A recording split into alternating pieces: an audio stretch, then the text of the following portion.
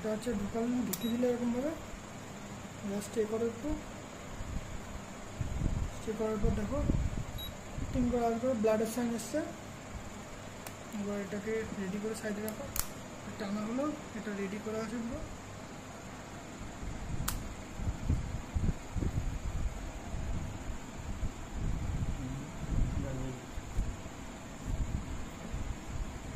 একটা জলের ফুটের মতন ব্লাডটা আসলো, জাস্ট মেশিনটা আসবে, ওটার মধ্যে রাখবে, আসছে